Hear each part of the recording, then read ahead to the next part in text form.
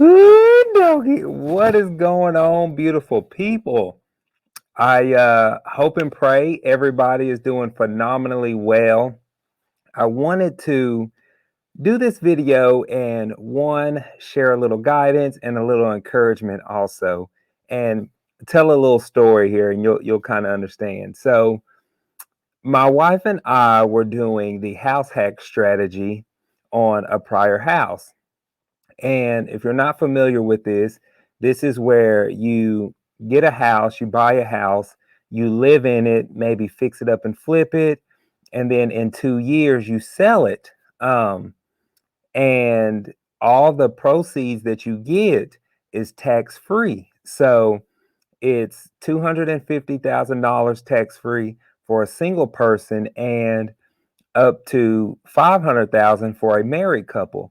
And so this is a phenomenal strategy for you to utilize to really just really beef up the bank account really nice and it be tax free. So you have to live in it. It has to be a homestead property. So anywho, when the time was up, the 2 years came for us and it was time to move.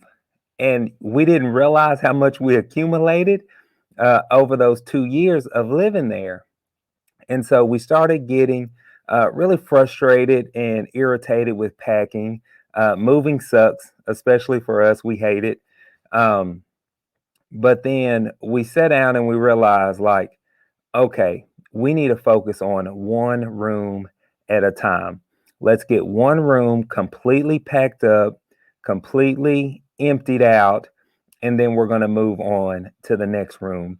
And when we started doing that, focusing on one room at a time, we knocked it out really quickly. I mean, it was crazy how fast we were able to accomplish getting the house packed up. Excuse me. And so I share this story with you because I see a lot of new people struggling to not just get started, but they're all over the place, okay? And so I want you to adapt this strategy called one room at a time, okay? And it's what I do to this day in my business on almost everything. I focus on one thing at a time because not just with wholesaling, but real estate in general, there's tends to be quite a few moving parts. And if you start thinking 10 steps, 11 steps down the road, then you get really discouraged, you get really anxious, and it just you'll almost get analysis paralysis. Um, if I'm saying that correctly. So when it comes to wholesale in particular, my main goal, my number one room that I always need to do is get a property under contract. I'm not looking at title companies. I'm not looking for end buyers. I'm not worried about, well, how. I'm not worried about all that other stuff. My main focus is getting that property under contract. Okay. And then once I have that property under contract, I move on to the next step, which is finding the title company. After I found that title company, I move on to the third step, which is finding my end buyer. So figure out your little steps that you take and focus on one thing. Not to say that those other things aren't important, but I don't want you to spend your days um, looking for a title company, looking for an end buyer, because that stuff kind of comes in time and it builds on top of each other. And I see so many people trying to build a Ferrari in the garage when all you need to do is get a cardboard box, throw some wheels on it, and get moving. Okay. And then you build everything else as you're rolling. So, and that's one step. Focus on one thing at a time because people take you more serious in the industry when you're not talking hypothetical and you're actually saying, hey, I'm not getting a property under contract. I have a property under contract. So that conversation will go something like this, like, hey, I'm a new investor. I just got a property under contract. I'm wanting to know if you close on wholesaling transactions because I need open title for this. Not, hey, I'm finna get a property under contract soon.